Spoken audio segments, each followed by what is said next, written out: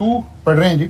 और जैसे कि हमने देखा था कि ओवरऑल जो समरी हमारे पास है वो समरी क्या है कि हमें मैनेजेरियल एनालिसिस करना है दो एंगल से, internal analysis and external analysis.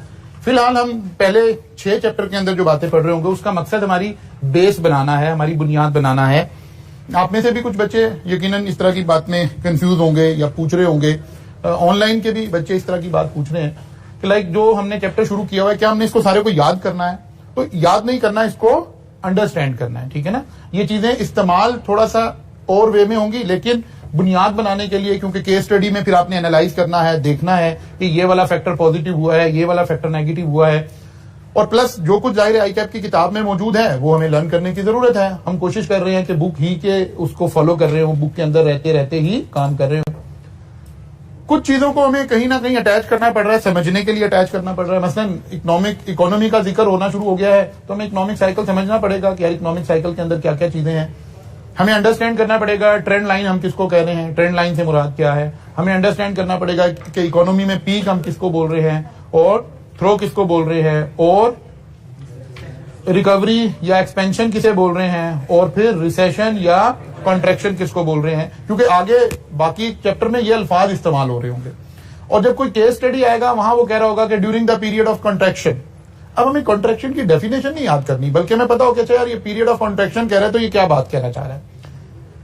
फिर हमने कहा जी इकोनॉमिक एनवायरमेंट किसको कहते हैं, यहां हमने माइक्रो एंड मैक्रो के अंदर उसको कन्वर्ट किया। अब इन सारों को बिल्कुल ऐसे याद करने की हरगिज़ जरूरत नहीं है। हाँ, हमें यह जरूर पता लगे, इतनी बात जरूर हमें समझ आए कि जब हम इकोनॉमिक एनवायरमेंट की बात कर रहे हैं तो दो तरह की इकोनॉमिक एनवायरमेंट की बात होगी।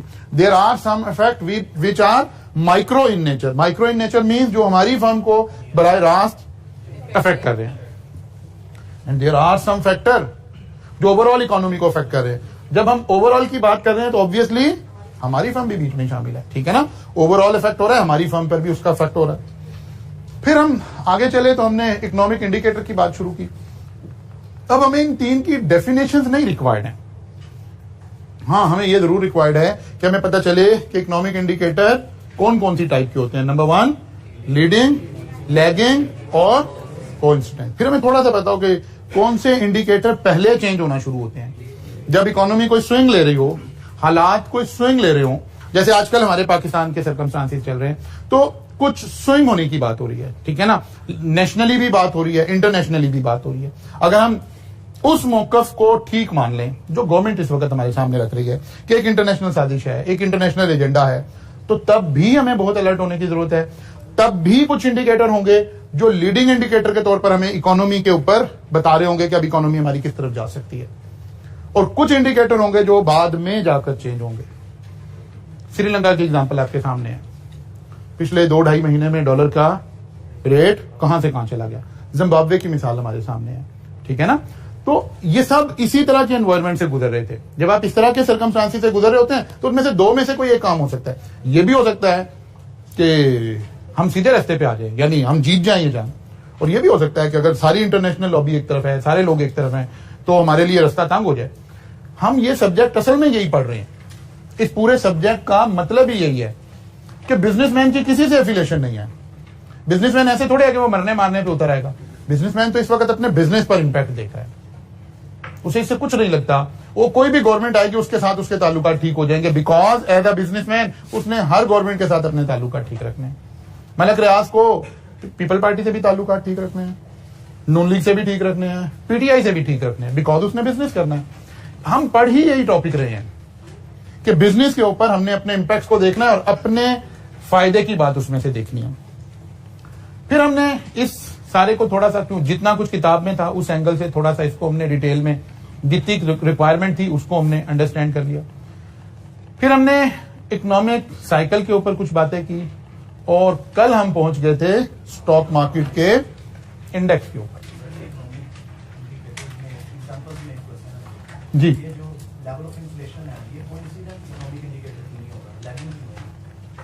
अच्छा जी, लैगिंग जो ये मेरे ख्याल आज के हम उसमें पहुंच जाएंगे, इसके ऊपर ही जरा मॉनेटरी और फिस्कल पॉलिसी पे थोड़ी गुफ्तगू कर लें, वहां फिर इसको लिंक करेंगे, वहां समझ आ जाएगी कि ऐसा क्यों हो रहा है। अच्छा जी, हम कह रहे हैं स्टॉक मार्केट के ऊपर हमने कल बात की थी। हमने कहा जी अब यहां से जो चीजें हमें चाहिए, हमें सिर्फ ये बताओ यार स्टॉक मार्केट कौन सी जगह होती है। स्टॉक मार्केट के इंडेक्स में अगर कहीं ये कहा जा रहा है कि इंडेक्स 4000 था अब 6000 हो गया है, तो इससे मैंने क्या नतीजा निकालना है कि इकोनॉमी किधर को जा रही है। या अगर 40,000 था अब 38,000 रह गया है, तो मुझे पता चला कि इसका क्या मतलब है। या वो कह रहे हैं जी कोई एक मूव आई है, कोई एक लोकल या इंटरनेशनल मूव आई है, तो कंटिन्यूसली स्टॉक एक्सचेंज पिछले 8 दिन से गिर रही है, तो मैंने स्टॉक एक्सचेंज को इस वक्त क्या लेना है, लीडिंग इंडिकेटर के तौर पर लेना है कि इसका मतलब है कहीं कोई चेंज आने जा रही है। आज गवर्नमेंट अनाउंस कर दे कि जनाब हम कालाबाग डैम की कंस्ट्रक्शन शुरू करने लगे हैं, तो आपकी सारा सीमेंट इंडस्ट्री, ये सारा सेक्टर एकदम से बूम में आना शुरू कर देगा। कब शुरू होगा? नहीं, आज अगर अभी सुबह 9 बजे अनाउंस करे तो 10:30 बजे जब मार्केट खुलेगी तो सारा सीमेंट सेक्टर जो है वो तेज हो गया होगा, और अगले 1 महीने तक सीमेंट सेक्टर के शेयर आपके हाथ नहीं आ रहे होंगे। ये क्या कर रहा है? लीडिंग इंडिकेटर के तौर पे काम कर रहा है। हमने ऐसे बिजनेस में इसको इंपैक्ट करा है। ये सारी चीजें हमने रटा नहीं लगानी, याद नहीं करनी, ये समझने के लिए इस्तेमाल हो रही है। हाँ, कहीं वो कहेगा जी मार्केट कैपिटलाइजेशन यहां से यहां पहुंच गई है, तो हमें पता चले अच्छा मार्केट कैपिटलाइजेशन होती क्या है। इसके लिए आपको पढ़ाया जा रहा है कि यार मार्केट कैपिटलाइजेशन का मतलब है share price multiplied by number of share. तो जाहिर है अब आप एक प्रोफेशनल बनने जा रहे हैं तो आपको पता होना चाहिए ना कि यार कौन से शेयर लेने हैं। तो पता चला कि नहीं यार, मार्केट कैपिटलाइजेशन तो 2 तरह से कैलकुलेट होती है। एक को हम फ्री फ्लोट कहते हैं और दूसरे को हम फुल कैप कहते हैं। फ्री फ्लोट में हम क्या करते हैं, वो शेयर लेते हैं जो फ्रीली अवेलेबल है। इसके लिए हम एक लफ्ज और इस्तेमाल करते हैं, लिक्विड शेयर लेते हैं। वो शेयर जो मार्केट में अवेलेबल है, जो स्ट्रेटेजिक किस्म के शेयर होल्डिंग है, वो हम वहां नहीं ले रहे होते। फुल कैप में हम टोटल शेयर ले रहे होते। अब ये सारा ऐसे याद करना जरूरी है? बिल्कुल जरूरी नहीं है। ये बातें अंडरस्टैंडिंग में आए क्योंकि किसी क्वेश्चन में ये बात हो रही होगी, ठीक है ना, किसी क्वेश्चन में ये बात हो रही होगी, किसी सिनेरियो में ये बात हो रही होगी, वहां हमें इसे अप्लाई करना पड़ रहा होगा। फिर हमने इंडेक्स की बात की कि यार अगर मार्केट में एक लफ्ज इस्तेमाल होगा कि जी स्टॉक मार्केट का इंडेक्स इतना बढ़ गया है, अगर एग्जामिनर थोड़ी सी एफर्ट लगा रहा होगा, पाकिस्तान में अच्छा क्वेश्चन बना रहा होगा, बिल्कुल कोई एसीसीए का या इधर उधर का क्वेश्चन कॉपी नहीं कर रहा होगा, तो फिर हो सकता है ऐसे वर्ड यूज कर रहा हो कि केएससी 100 इंडेक्स यहां से बढ़ के यहां चला गया हो। इसलिए आई कैप आपको पढ़ा रहा है कि यार केएससी 100 इंडेक्स होता क्या है। तो थोड़ा सा उसने बता दिया कि यार ये 100 कंपनीज थी, उसको किसी डिफाइंड फार्मूला की बेस पर हमने लिंक कर दिया और ऐसे चल रहे हैं। वो कहता है जी नहीं, ऑल शेयर इंडेक्स में ये चेंज आई है। क्या कहते हैं नहीं जी 30 इंडेक्स में ये चेंज आई है या केएमआई में ये चेंज आई है। तो हमें पता हो कि यार ये कौन सी कंपनीज हैं, जस्ट इतनी रिक्वायरमेंट है। फिर अगेन यहां इन सारी बातों को याद करना, रटा लगाना, रिटेन करना, लिख कर देखना, ये बिल्कुल रिक्वायर्ड नहीं। फिर आ गया जी 100 इंडेक्स में 3 इंडेक्स के बारे में किताब ने थोड़ी सी तफसील दी। अब क्योंकि साथ ही एमसीक्यूज भी हैं तो हमें लगा कि नहीं यहां कुछ एमसीक्यूज रिलेटेड फोकस होना चाहिए। लाइक हमें पता होना चाहिए कि ऐसी 100 इंडेक्स में कितनी कंपनीज है जी, 100 कंपनीज है जी। अच्छा जी, ये इंडेक्स किस बेस पर कैपिटलाइजेशन कैलकुलेट करता है? फ्री फ्लोट की बेस पर करता है। अच्छा जी, इसका बेस रेट क्या था जी, कब आया था जी? अब ये सिर्फ वो एमसीक्यूज वाली रिक्वायरमेंट की वजह से हमें ऐसे करना पड़ गया। तो अब जब आप ये सारी गुफ्तगू जो हम आज आकर कर रहे हैं, ये सुन रहे हैं, आपको सारी ये बातें समझ आ रही है ना? इसका मतलब है एग्जाम की रिक्वायरमेंट के लिए जो चीज हमें चाहिए वो हमें समझ आ रही है। फिर आ गया जी केएससी 30 इंडेक्स में कितनी कंपनीज है जी? 30 कंपनीज है। क्या बेस रेट वो है जी कैपिटलाइजेशन? 10,000 था इसका, 2005 में आया था। और कौन सा फ्लोट यूज हो रहा है जी? फ्री फ्लोट यूज हो रहा है। और ऑल शेयर इंडेक्स सारे का सारा फुल कैप मेथड यूज हो रहा है। तो ये एक चंद बातें हुई। Karachi stock exchange indexes and business decision. Stock market movement can impact companies in number of ways. वो कहते हैं जब कोई स्टॉक मार्केट में मूवमेंट आ रही है, स्टॉक मार्केट में तेजी आ गई है, स्टॉक मार्केट में मंदी आ गई है, तेजी और मंदी से क्या फर्क पड़ रहा है? शेयर्स या कंपनी का अप चला गया है या डाउन चला गया। मसलन हम कहते हैं जी निशात मिल्स लिमिटेड, हम फर्जी एक प्राइस लिखते हैं कि इसके शेयर की प्राइस है 250 रुपीज। फिर हमने सोचा नहीं ये शेयर बढ़कर हो गया 500 रुपीज। कंपनी को क्या फायदा हुआ है या क्या नुकसान हुआ है? अब यहां हमने 2 एंगल से इसको समझना है। बराह रास्त कंपनी को कोई फायदा नहीं हुआ। Directly company is a separate legal entity, उसका जिक्र हो रहा है, कंपनी को कोई फायदा नहीं हुआ। कंपनी ने तो ये शेयर जब कभी सब्सक्राइब करवाया था ये 10 रुपीज का था, ठीक है ना, फेस वैल्यू जिसे आप बोलते थे। कंपनी के शेयर की फेस वैल्यू क्या थी? 10 रुपए थी जब कभी कंपनी बनी थी। फर्ज किया 10 रुपए के शेयर लॉन्च करके 50 करोड़ रुपए की कंपनी थी, जहां से 50 करोड़ रुपए आया, कंपनी ने कारोबार शुरू कर दिया। अब शेयर की कीमत बढ़नी शुरू हो गई। कंपनी के पास काम करने के लिए तो वो 50 करोड़ ही पड़ा हुआ है ना। शेयर की कीमत बढ़ने से कंपनी के पास वर्किंग कैपिटल या उसके बैंक में जो पैसा आया वो तो नहीं इंक्रीज हो रहा, तो बराह रास्त कंपनी को कोई बेनिफिट नहीं हो रहा। हाँ, किसको फायदा हो रहा है? शेयर होल्डर को फायदा हो रहा है, उनकी वेल्थ में इजाफा हो रहा है। ठीक है ना, उनकी वेल्थ में इजाफा। ये बिल्कुल वैसी बात है कि एक सोसाइटी लॉन्च हुई, उसने कोई प्लॉट श्लॉट की कटिंग शटिंग की, प्लॉट सेल कर दिया। उसने प्लॉट दिया था 50 लाख रुपए का, सोसाइटी लोगों को पसंद आई, इसकी कोई लोकेशन बेहतर हो गई, कोई सड़क बन गई, कुछ हो गया, प्लॉट हो गया 1.5 करोड़ रुपए का। सोसाइटी ने सारे प्लॉट बेच दिए। सोसाइटी को क्या फायदा हुआ प्लॉट का बढ़ने का? बराह रास्त कोई फायदा नहीं हुआ। लेकिन एक फायदा हुआ है, अगर सोसाइटी के पास यहां पीछे भी लैंड उसने पहले ले ली हुई है, अब ये प्लॉट हो गया 1.5 करोड़ रुपए का, तो जब ये यहां 7 नए प्लॉटिंग करके बेचेंगे तो ये भी 1.5 करोड़ का या 1.25 करोड़ का बेचने की पोजीशन में आ जाएगी। जी,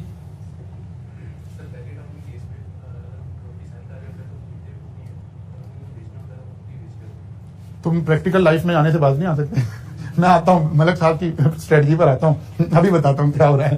ठीक है ना, वो कंपनी में भी हम सेम वही कर रहे थे, इसीलिए मैंने दानिस्ता एग्जांपल ये लिया। अभी हम कह रहे हैं एज पर बुक क्या हो रहा है, बुकिश नॉलेज क्या कह रहे हैं, फिर रियल लाइफ की बात करते हैं। वो कहते हैं कि बजाहिर कोई फायदा नहीं हुआ, इन 100 प्लॉट्स का हमें कोई फायदा नहीं हुआ। हाँ, एक इनडायरेक्ट बेनिफिट हुआ है, जो नए प्लॉट हैं वो हम भी महंगे बेच देंगे। ऐसे ही कंपनी को शेयर प्राइस यहां से बढ़कर यहां गई, डायरेक्ट कोई फायदा नहीं हुआ। एक फायदा हुआ है, अगर कंपनी ने फर्दर कैपिटल रेज करना हो तो वो भी प्रीमियम चार्ज कर सकती है। ठीक है। दूसरा फायदा क्या हुआ सोसाइटी वाले को, कि अगर वो आज मार्केट में प्लॉट दे ना, तो जैसे बैरिया टाउन के ऊपर रश डाल जाता है, उन्हें एंटरटेन करना मुश्किल हो जाता है, सिक्योरिटी कॉल करनी पड़ जाती है, लोग भाग रहे हैं कि यार हमें शेयर मिल जाए प्लॉट में। ऐसे ही अगर आपकी कंपनी की प्राइस ऊपर जा रही होगी तो आप शेयर लाएंगे तो मार्केट में फौरन बिक जाएंगे, ये हमें बेनिफिट हो रहा होगा। इसका मतलब है स्टॉक मार्केट के इंडेक्स का ऊपर जाने का हमें कुछ बेनिफिट तो है कंपनी को भी। एक हमारी कंपनी की कीमत बढ़ रही है, यानी अगर हम कंपनी की, जिसे मार्केट कैपिटलाइजेशन कह रहे हैं, अगर हम आज अपनी कंपनी बेचना चाहें तो कैसे, क्या कीमत लगेगी? शेयर प्राइस मल्टीप्लाइड बाय, अगर कि इतने की कंपनी मिलेगी नहीं। ये आप उधर अदनान साहब वाले पोर्शन में इसको सीखेंगे कि यार नहीं, ये एक लफ्ज वहां इस्तेमाल करेंगे। ये जो अभी शेयर मिल रहा है ना, आप अभी स्टॉक मार्केट ओपन हुई, 250 रुपए का निशात मिल का शेयर मिल रहा है, ये शेयर भी कोई और शेयर है, इसको हम कहते हैं नॉन कंट्रोलिंग शेयर है। ये वो शेयर है, आप शेयर खरीदे, आराम से बैठे रहें, या मार्केट ऊपर चली जाएगी या नीचे आ जाएगी। अगर आप चाहते हो ना कि मैं डायरेक्टर बनना चाहता हूं, कोई एक बंदा मुझे इतने शेयर सेल कर दे कि मैं भी एक डायरेक्टर ऑफ द कंपनी हूं, तो वो शायद आपको 1250 का भी एक शेयर नहीं मिलेगा। स्ट्रेटेजिक शेयर्स,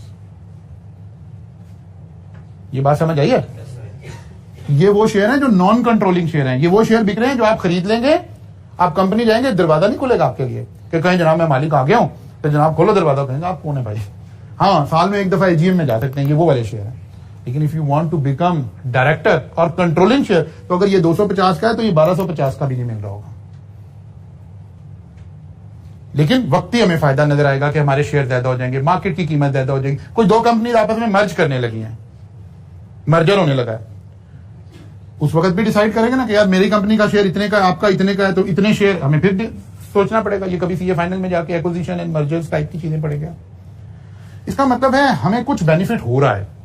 अब मैं आपकी उस बात की तरफ आता हूं जो आप कह रहे हैं कि वाई, यहां भी हम यही कर रहे होते हैं। मसलन जहांगीर तरीन साहब ने क्या किया, सारी जिंदगी अपनी कंपनी के शेयर को मैनिपुलेट करवाया, खुद ही खरीद कर दूसरे नामों से। इन्हें 2-3 दफा एससीसीपी से सजा भी हुई इस बात पर, अपने ड्राइवर के नाम से, फलां के नाम से, फलां के नाम से इन्होंने अपनी कंपनी के शेयर को बढ़ाना शुरू कर दिया। ये इसी तरफ आप इशारा कर रहे हैं कि बैरिया टाउन क्या करता है, अगर उसे यहां नया सेक्टर लॉन्च करना है तो इस सेक्टर के लॉन्च करने के जो लीडिंग इंडिकेटर होंगे ना, वो पता क्या होंगे? पहले बैरिया टाउन ने अपने कोई 50 डीलर अपने साथ मिलाए हुए होंगे, उन्हें कहेंगे यार जो भी प्लॉट आए ना आप खरीदते जाओ। कौन खरीदार है? बैरिया टाउन खुद ही। जो प्लॉट आ रहा है बिक रहा है। आपने 50 लाख का बेचा, साथ वाले ने सोचा 50 का बिक गया, मैं तो 55 का बेचूंगा। इसका 55 का भी बिक गया, इसने कहा नहीं मैं तो 70 का, इसका 70 का भी। 15 दिन में करोड़ का हो गया प्लॉट। जो जब हम प्रॉपर्टी के मार्केट को देख रहे होते हैं तो हमें पता लग रहा होता है ये लीडिंग इंडिकेटर है कि इस वक्त मलक साहब खुद बाइंग कर रहे हैं। क्यों कर रहे हैं? वो प्लॉट की कीमत ऊपर ले जाके सेक्टर लॉन्च करेंगे ताकि उनके प्लॉट भी महंगे बिक जाए। यही काम हम मार्केट में भी कर रहे होंगे, लेकिन ये रियल लाइफ की जरा बात हो रही है, इसलिए खरीद रहे होते हैं। फिर बाद में ऊपर ले जाकर बेच देंगे और वैसे भी आ जाएगा। एक और सेइंग मैं आपको सुनाता हूं, चले मार्केट, क्योंकि अब जाहिर आप बिल्कुल अभी छोटे पेपर पढ़ते पढ़ते एकदम एमएफए आ गया। तो सबसे पहले तो ना स्टॉक एक्सचेंज को समझते हैं। स्टॉक एक्सचेंज के बारे में एक कहावत मशहूर है, पहले उसको समझते हैं। वहां से आपको ये जो साइकिल था, बिजनेस साइकिल, ये भी थोड़ी सी बात समझ आएगी। एक कहावत ऐसे बनाई हुई है, सेइंग एक बनाई हुई है स्टॉक मार्केट के लिए, कि एक बादशाह एक जंगल में चला जाता है जहां पर बहुत ज्यादा मंकीज मौजूद हैं। वो जाकर क्या करता है, वहां अनाउंस कर देता है कि कोई भी जो लोकल्स वहां पर मौजूद थे, वहां कहता है जी जो एक मंकी पकड़ के लाएगा उसे 10 रुपए मिलेंगे।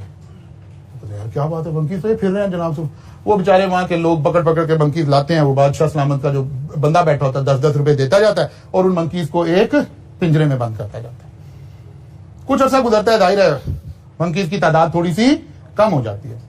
तो बादशाह सलामत अनाउंस करते हैं, नहीं यार अब क्योंकि तुम्हें ज्यादा मेहनत से पकड़ना पड़ रहा है, अब 50 रुपए का हो गया मंकी। तो कहते हैं भाई यार बड़ी बात है, जबरदस्त हमारी मौज लग। वो फिर सारा दिन यही काम करते रहते हैं। फिर वो 100 रुपए का हो जाता है, फिर वो 500 रुपए का हो जाता है, फिर वो 1000 रुपए का हो जाता है। अब मंकीज है ही नहीं, बहुत रेयर कहीं कहीं है। तो पता चलता है कि बादशाह सलामत कहीं आगे पीछे हुए हैं, उनका एक बंदा बैठा हुआ है। वो कहता है यार बादशाह तो गया 4-5-10 दिन के लिए, वापिस आएगा तो मुझे लग रहा है इसने 1500 का मंकी कर देना। अच्छा यार अब तो मंकी है ही नहीं। कहता है ऐसा करो 800 रुपए का मेरे से ले लो, जब बादशाह आएगा तो तुम बेच देना। तो हाँ यार बात तो बड़ी ठीक है। अब लोगों ने बेचारों ने वो 800 रुपए के मंकी खरीदने शुरू किए। जब वो बहुत सारे बिक गए तो पता चला वो बादशाह का वजीर भी गायब हो गया। ये जो जगह थी, इस जगह का नाम मॉडर्न दुनिया में स्टॉक एक्सचेंज कहते हैं, जहां हम खुद ही चीजें खरीद कर पहले ऊपर ले जाते हैं। फिर जब एक हवा बनती है ना, जब पता लग रहा होता है इंसानी बिहेवियर ऐसे, आपको कोई कह रहा है यार प्लॉट खरीद लो, और कहता है यार नहीं इसमें नहीं बढ़ना, पहले ही बहुत बड़ा हुआ है। फिर आप सोचते हैं 50 वाला 55 का हो गया। कहते हैं हाँ यार लेकिन जितना बढ़ना था ना बढ़ गया, अभी भी नहीं खरीदता है इंसान। फिर वो 60 का होता है, फिर 65 का होता है, फिर 80 का होता है। फिर कहता है यार मुझे भी कोई एक ले दो। यानी जैसे जैसे वो जो हम डिमांड एंड सप्लाई इकोनॉमिक्स में पढ़ते हैं, इंसानी बिहेवियर समटाइम उससे बिल्कुल रिवर्स चल रहा होता है।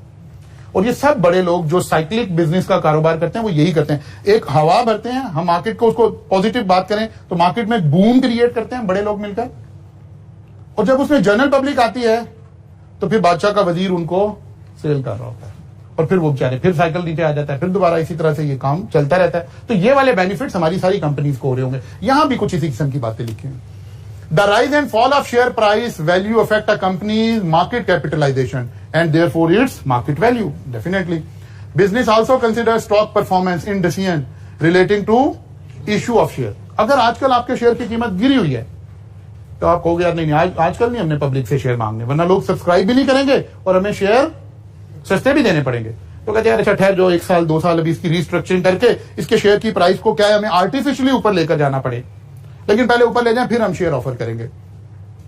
If a stock is performing well, a company might be encouraged to issue more share because they will be able to raise more capital at a higher value. अगर कीमत ऊपर है, अब ये इनडायरेक्ट बेनिफिट हो रहे हैं कंपनी को। The market value of the company is also an important factor when considering merger, acquisition। ये जो भी हम बातें कर रहे थे कि अगर दो कंपनी आपस में मर्ज होने लगी हैं तो मुझे कितने पैसे मिलेंगे, उस कंपनी को कितने पैसे मिलेंगे। वो कहेंगे यार इतना सोचने की क्या जरूरत है, शेयर प्राइस देख लो, जो रेशो बन रही है इसी रेशो से आपस में चल पड़ते हैं। अच्छा जी, इन्फ्लेशन जी,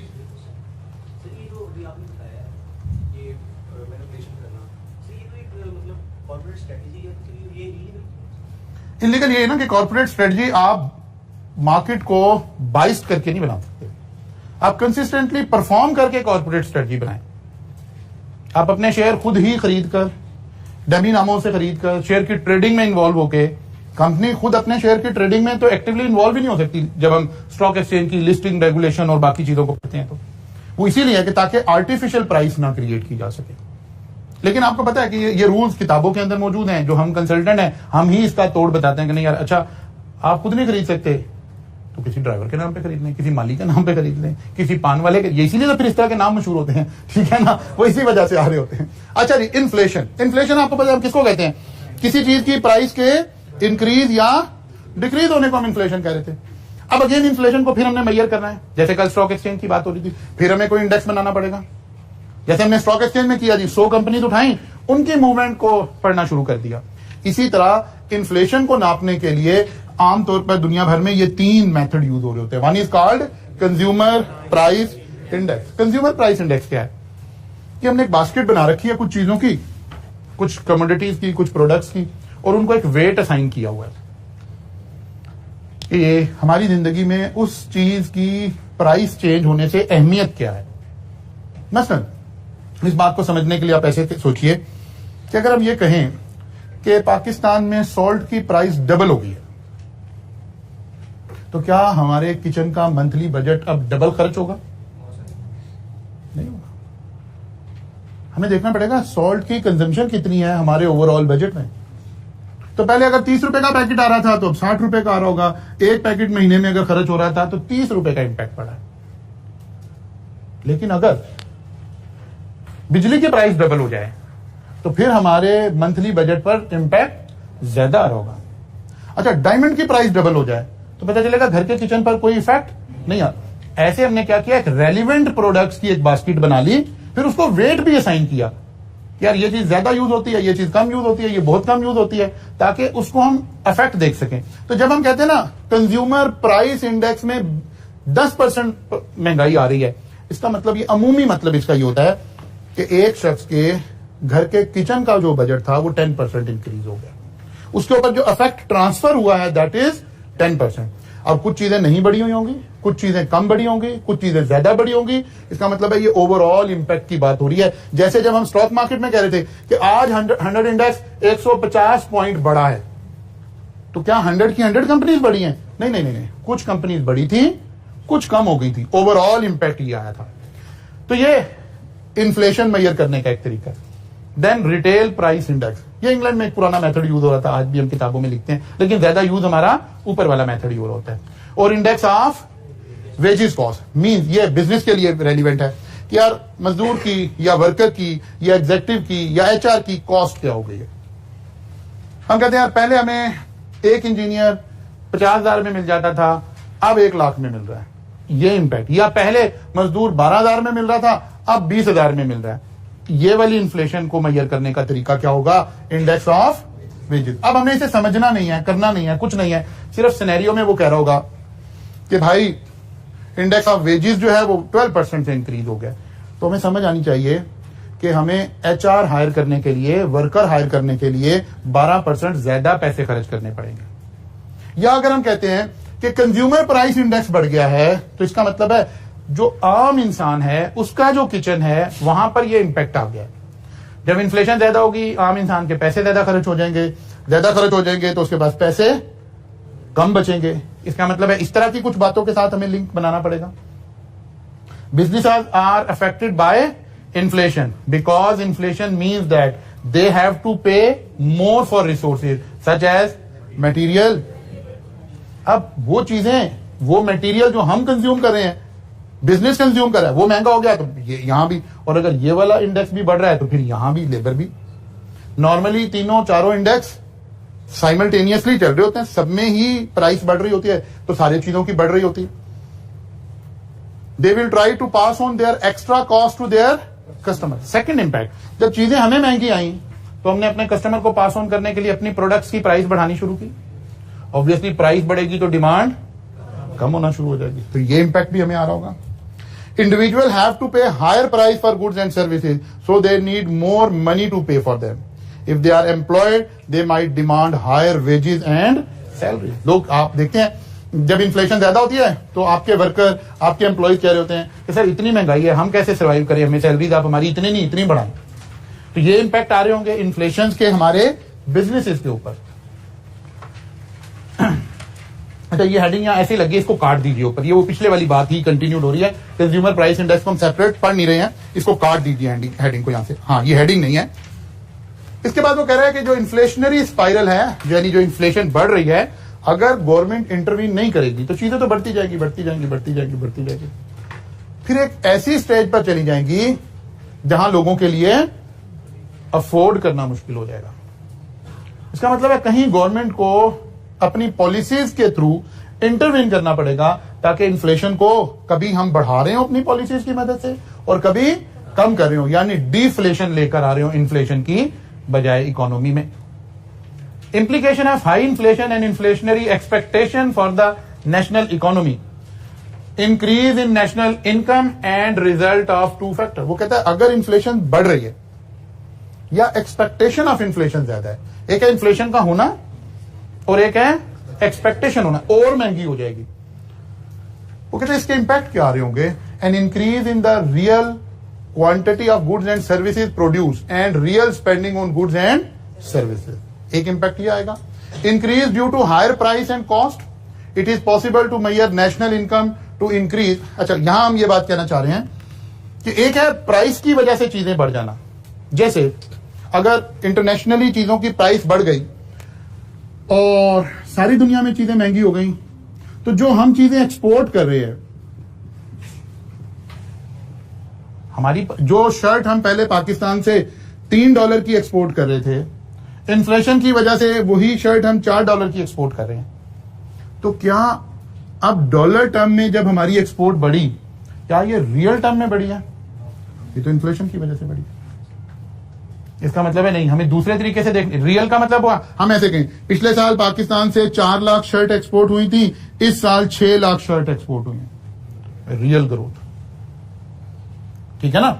या हम ऐसे कह रहे हो हमारे मुल्क में इन्फ्लेशन 15% है और हम कहें हमारी एक्सपोर्ट 10% बढ़ी है, तो एक्चुअली तो एक्सपोर्ट 5% से कम हुई है, बाकी तो इन्फ्लेशन का इंपैक्ट था।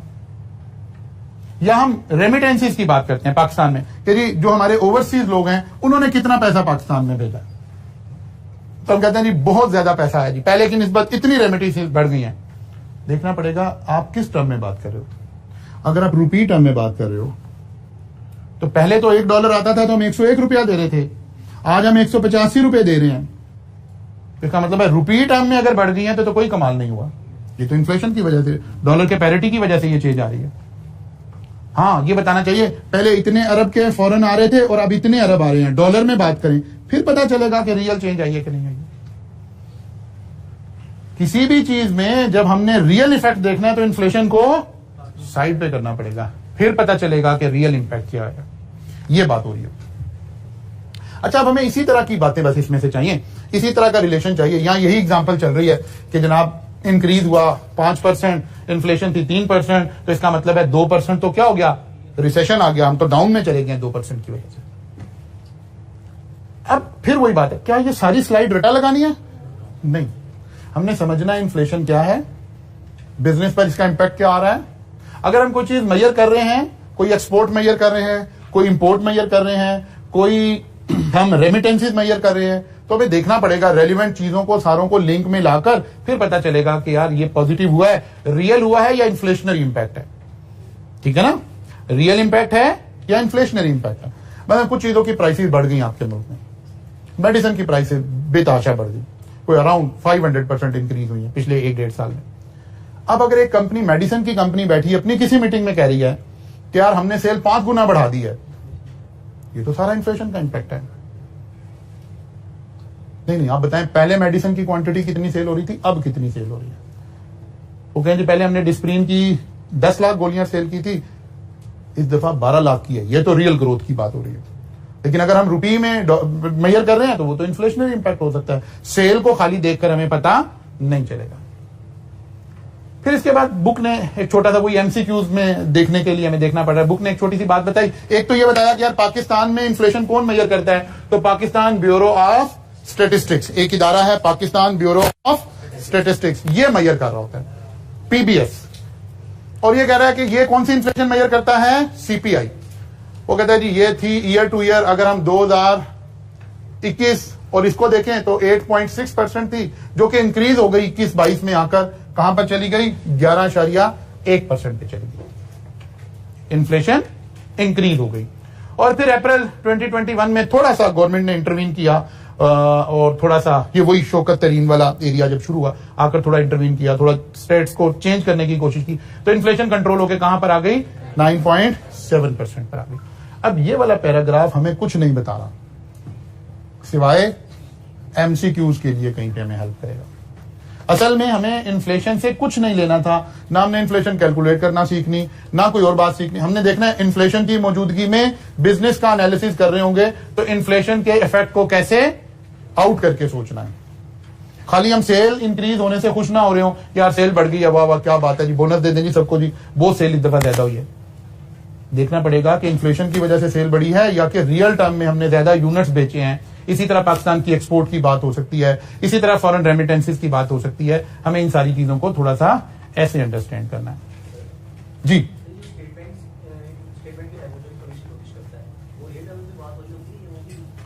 फिर आप वो रियल लाइफ पे भाग भाग के जाना चाह रहे हैं, ठीक है ना। एक्चुअली आप कैसे कहिए, मैं क्लास में क्या कहूं, हम ऐसे कहें कि क्लास का वजन तो होगा कि नहीं नहीं ये बिल्कुल ठीक होती हैं, लेकिन ये ठीक नहीं होती हैं। हमें अपनी फिगर्स को जाहिर है दुनिया भर को दिखाना होता है, ठीक है। और जैसे जब हमने IMF के पास जाना है, किसी और वर्ल्ड बैंक के पास जाना है, किसी भी इदारे के पास जाना है, हमें अपनी फिगर्स को कुछ बेहतर शो करके फिर बेहतर रेट पर हमें वो मिलना शुरू होगा लोन। मैंने आपसे कहा था मैं पॉलिटिकल, ये सारा चैप्टर हमारा यानी सारा सब्जेक्ट हमारा ऐसा, हमने बिजनेस के ऊपर इंपैक्ट कैलकुलेट करने। और जैसे कल कुछ बच्चों ने भी पूछा कि कैसे हमारा इंटरेस्ट क्रिएट होगा, मैंने आपको कहा था कि आप शौकत अजीज के वो 3 इंटरव्यू सुने। एक वो इंटरव्यू यूट्यूब पे पड़ा होगा डेफिनेटली, एक वो इंटरव्यू जब पाकिस्तान आने से उसने पहले दिया, फिर एक वो शाहजेब खानजादा के साथ उसने यहां पहुंचकर पहला इंटरव्यू दिया, फिर एक तीसरा इंटरव्यू दिया। इनको जरूर सुने, आपको पता चलेगा कि यार इकोनॉमिक इंपैक्ट हम कैसे कैलकुलेट करते हैं, नेशनल इंटरेस्ट को कैसे इंटैक्ट रखा जाता है, कहां हमें सम टाइम कोई गलत बात करके भी नेशनल इंटरेस्ट को इंटैक्ट करना पड़ रहा होता है। कहां हम ये कहें, अगर लोगों को सारी दुनिया को ये बताएं कि हम चोर हैं, हम गद्दार हैं, हम फुला हैं, तो फिर आपके ऊपर कौन आएगा पैसा। अच्छा हम सारी दुनिया को बताएं कि हम गद्दार हैं, आप मुल्क में इन्वेस्टमेंट करें। आप सारी दुनिया में जाके कह रहे हैं जी चोर हैं, सब चोर थे, सब चोर थे, बहुत करप्शन है, आइए हमारे मुल्क में पैसा लगाए, कौन लगाएगा। एग्जैक्टली यही बातें सिटिंग फाइनेंस मिनिस्टर उन इंटरव्यूज में बैठा कह रहा था कि यहां हमने गलत किया, इसके इंपैक्ट आए, इसकी वजह से हमें कॉस्ट हमारी ऊपर चली गई, जिसके इफेक्ट आ रहे हैं। उसने आते ही क्या किया, थोड़ी फिगर्स को चेंज करके सारा कुछ स्ट्रीमलाइन किया, चीजों को ठीक होना शुरू हो गई चीजें। एक्चुअली ऐसे ही करना पड़ रहा होता है।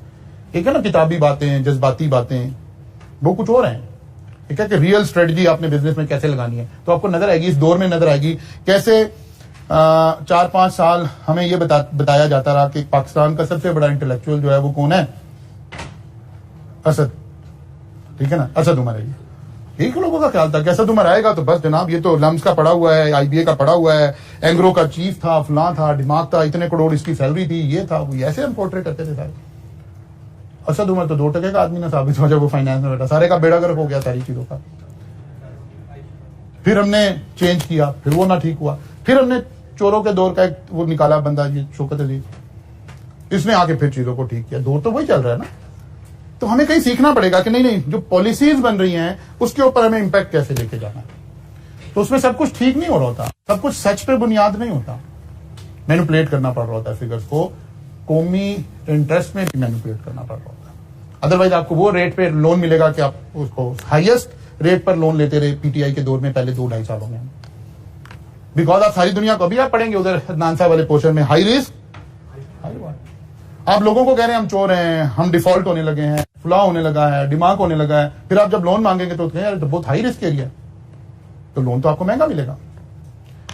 इसकी बजाय आपको दूसरा करना पड़ेगा कि नहीं यार बड़ी ग्रोथ आ गई है, इकोनॉमी 5.5 पर एकदम नेगेटिव से 1.5 महीने के अंदर अंदर पॉजिटिव 5% पे चली गई। क्या ये रियल बात है? नहीं है रियल। लेकिन क्या इससे नुकसान हुआ? नहीं नुकसान नहीं हुआ, फायदा हुआ, कौम को इसका फायदा हुआ, मुल्क को इसका फायदा हुआ। असल में सारा टॉपिक ही यही है कि आपने इंपैक्ट कैसे कैलकुलेट करना है। कल मुलाकात होगी, मुझे जरा एक जगह जाना है, तो यहां से आगे चलेंगे इंशाल्लाह। यानी कल से मुराद है 3 दिन तो आप अदनान साहब के साथ चलेंगे और नेक्स्ट वीक में इंशाल्लाह मंडे को मुलाकात होगी। जरा मुझे निकल जाने देना, आपने